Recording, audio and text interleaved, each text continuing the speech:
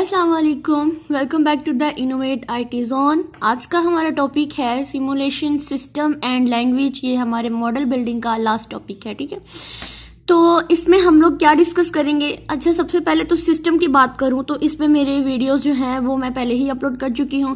इसमें discrete event simulation, continuous simulation systems और agent based modelling system जो है, इनके बारे में मैं आप लोगों को वीडियो अपलोड कर चुकी हूं और इनके जो लिंक्स हैं वो मैं डिस्क्रिप्शन बॉक्स में भी डाल दूंगी, आप लोग उनके लेक्चर ले लीजिएगा। तो यहाँ पर इस जो सिमुलेशन सिस्टम एंड लैंग्वेज है, चूंकि हम लोगों ने इनको ज्यादा डीपली नहीं पढ़ना, जस्ट हम इनके नेम याद कर लेंगे तो हमारे लिए इनफ होगा थोड़ी थोड़ी सी अंडरस्टैंडिंग के लिए कि ये क्या होता है क्या नहीं, ठीक है। क्योंकि ऐसे ऐसे इसके अंदर सिस्टम्स आएंगे जो हम लोगों ने पहले कभी नहीं पढ़े हुए, जिनका हमने यूज ही नहीं किया हुआ, तो बेहतर होगा कि हमें इनके नाम से ही बस याद कर लें, ठीक है। और ये भी हो सकता है कि हमारे पेपर्स में भी ना इतना पूछा जाए, क्योंकि हमने ये पहली बात कि ये बुक ही हम लोग फर्स्ट टाइम पढ़ रहे हैं, और दूसरी बात ये कि इतने सिस्टम तो हमने कभी पढ़े ही नहीं। हमने सिंपल जो डेव पढ़ लिया, या हम लोगों ने अपना सिस्को पैकेट ट्रेसर पढ़ लिया, या आप कह सकते हैं माइक्रो विजुअल स्टूडियो पढ़ लिया। सिर्फ इनके बारे में ही हम लोग जानते हैं और ज्यादातर लैरप के बारे में और कुछ नहीं। लेकिन यहाँ पर सिमुलेशन सिस्टम्स कौन कौन से हैं जो हम लोगों ने अभी तक पढ़ा, वो सिर्फ एक ही पढ़ा है, वो हमने अपनी नेटवर्किंग के अंदर पढ़ा है, which is the Cisco packet tracer. उसके अलावा सिमुलेशन के लिए कौन कौन से वो हम लोगों ने बिल्कुल नहीं पढ़े हुए, लेकिन हम उनके नाम जो हैं वो यहाँ पर याद करेंगे।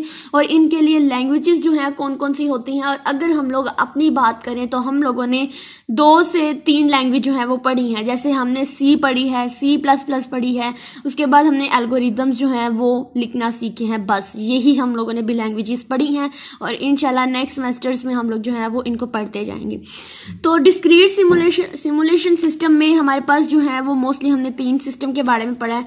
तो आ जाता है हमारे पास हमारा डिस्क्रीट इवेंट सिमुलेशन सिस्टम। इसके अंदर कौन कौन से सिस्टम आ जाते हैं जो हमारे डिस्क्रीट इवेंट सिमुलेशन के लिए यूज होते हैं। सबसे पहला तो आ जाता है अर्डिना, फिर आ जाता है सिम्पाई, GPSS, फिर एनीलॉजिक, ठीक है। तो एनीलॉजिक जो होता है ये बहुत कॉमन होता है, लेकिन हम लोग यूज नहीं करें। जैसे मैं आपको ये बता दूं कि बहुत इंपॉर्टेंट होगा हमारे फाइनल ईयर प्रोजेक्ट्स के लिए भी। फिर आता है कॉन्टिन्यूस सिमुलेशन सिस्टम, जिसके अंदर आ जाता है मैथलैब। अब हमने जितने भी मैथ के फार्मूलाज वगैरह डिस्कस कर चुके हैं ना, तो उसके लिए हम लोग जो है वो मैथलैब और सिमुलिंग जो है इनको ही हम लोग डिस्कस करेंगे। जो मैथलैब होती है ना, ये एक प्रोग्रामिंग लैंग्वेज भी होती है, हाई लेवल प्रोग्रामिंग लैंग्वेज होती है। ये कॉन्टिन्यूस सिमुलेशन सिस्टम, ये एक सिस्टम भी है, एक सॉफ्टवेयर भी है, और ये एक लैंग्वेज भी होती है, ठीक है। उसके बाद आता है डेमोला, फिर ओपन मॉड्यूलिका। उसके बाद ये कॉन्टिन्यूस सिस्टम के थे। अब नेक्स्ट हम लोग पढ़ेंगे एजेंट्स बेस्ड मॉडलिंग के अंदर सिस्टम। अब इसके अंदर कौन कौन से सिस्टम्स हैं, इसमें नेटलोगो आ जाता है, रीपास्ट आ जाता है, स्वॉर्म आ जाता है। फिर सिस्टम डायनामिक सिमुलेशन की बात करें तो इसके अंदर कौन कौन से सिस्टम है, इसके अंदर एक ही सिस्टम है, विच इज द वेंजिम। फिर डिजिटल ट्विन सिस्टम, जिसके अंदर आ जाता है siemens, NX and ANSYS twin builders. तो ये हमारे पास सिस्टम थे सिमुलेशन करने के लिए, हमारे जो मॉडल्स बनाते हैं उनको सिमुलेट करने के लिए ये हमारे पास कुछ सिस्टम्स के नेम थे, जिन हर सिस्टम के अंदर, हर एक के अंदर अपनी अपनी डोमेन होती है और डिफरेंट एप्लीकेशंस होती हैं, ठीक है। हर सिस्टम जो है डिजाइन किया जाता है अपने एक यूनिक फीचर, स्ट्रेंथ और स्पेसिफिक एप्लीकेशंस के लिए। Now we discuss about the languages जो हम इन सिस्टम्स के लिए यूज करते हैं। सो हमारे पास सिमुलेशन लैंग्वेज कौन सी हैं। There are many different languages and frameworks available for simulation which are use for the modelling and simulation. के लिए जो लैंग्वेज हम लोग मोस्टली यूज करेंगे उनमें से आ जाती है MATLAB, Python, Java, C++, Modelica, GPSS and SIMSCRIPT, ठीक है।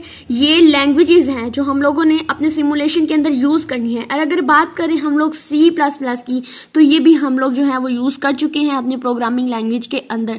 तो ऑब्वियसली देखिए, जब हम रियल वर्ल्ड मॉडल बनाते हैं उसके बैक एंड पे हमारी प्रोग्रामिंग ही हो रही होती है। तो हमने जितनी भी प्रोग्रामिंग की है उसका मतलब ये होता है कि हमने रियल वर्ल्ड मॉडल से रिलेटेड कुछ ना कुछ परफॉर्म कर रहे होते हैं। जैसे हमें कुछ स्टेटमेंट्स दी जाती हैं, फॉर एग्जाम्पल आप कह सकते हैं ब्लड प्रेशर की ले लें, ब्लड प्रेशर मशीन की ले लें, तो इसके बैकएंड पे भी प्रोग्रामिंग हुई है।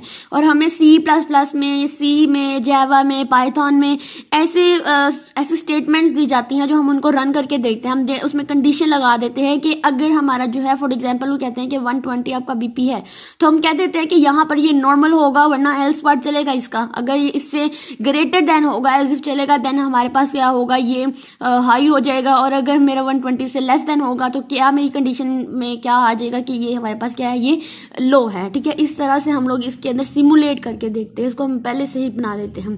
फिर मैथलैब की बात करूँ तो क्या है, ये एक हाई लेवल प्रोग्रामिंग लैंग्वेज है जो साइंटिफिक और टेक्निकल कंप्यूटिंग के लिए यूज होती है, ठीक है। यानी साइंटिफिक और टेक्निकल कंप्यूटिंग के लिए हम लोग कौन सी लैंग्वेज यूज करते हैं, मैथलैब, जो कि एक हाई लेवल प्रोग्रामिंग लैंग्वेज है।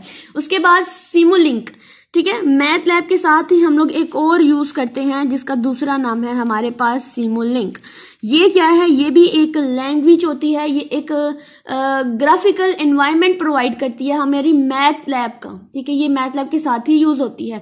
उसके बाद हम याद करेंगे पाइथन की, तो पाइथन क्या है, एक वर्सेटाइल है और इसमें लाइब्रेरीज जैसा कि सिमपाई, मीसा और पाइसिस्का है जो सिमुलेशन के लिए इस्तेमाल किए जाते हैं। इसका यूज जो है वो साइंटिफिक कंप्यूटिंग, डाटा एनालिसिस और सिमुलेशन के लिए होता है। पाइथन बेसिकली एक प्रोग्रामिंग लैंग्वेज भी होती है। उसके बाद आ जाता है जावा। जावा क्या है, ये सिमुलेशन सिस्टम के लिए यूज होता है, खासकर एनालॉजिक जैसा टूल्स जो है, जो मैंने बताया था हम लोग सिमुलेशन के लिए यूज करते हैं। उसमें एजेंट बेस्ड मॉडलिंग जो होती है और डिस्क्रीट इवेंट सिमुलेशन सिस्टम का काम आता है। फिर आ जाते हैं हम लोग C++ में। C++ का यूज भी सिमुलेशन में होता है, खासकर हाई परफॉर्मेंस सिमुलेशन के लिए जो स्पीड और एफिशिएंसी रिक्वायर करते हैं। मैंने बताया इसमें हम कंडीशंस वगैरह लगा देते हैं। फिर हम बात करेंगे अपनी मॉड्यूलिका, ठीक है। मॉड्यूलिका एक ऑब्जेक्ट ओरिएंटेड मॉडलिंग लैंग्वेज है जो कम्प्लेक्स फिजिकल सिस्टम की मॉडलिंग के लिए यूज होता है। इसमें डेमोला और ओपन मॉड्यूलिका जैसे टूल जो हैं वो अवेलेबल होते हैं। यानी हर लैंग्वेज के अंदर जो है वो डिफरेंट किस्म के टूल्स भी अवेलेबल होते हैं। जैसे हम डेव की बात करते हैं तो उसमें C++ के, C के इस तरह के टूल्स प्रोवाइड होते हैं।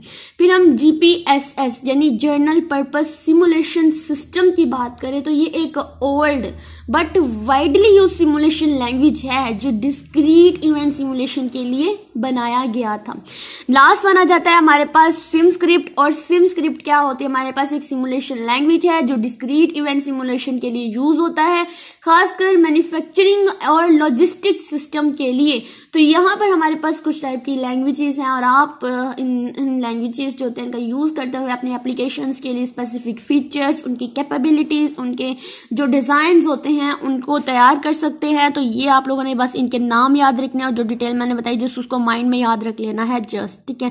और मुझे कोई इतनी उम्मीद नहीं कि पेपर में पूछा जाए, और अदरवाइज अगर पूछ भी लेते हैं तो आप लोगों ने इनके नाम और उनकी डिटेल याद रखनी है। Thank you.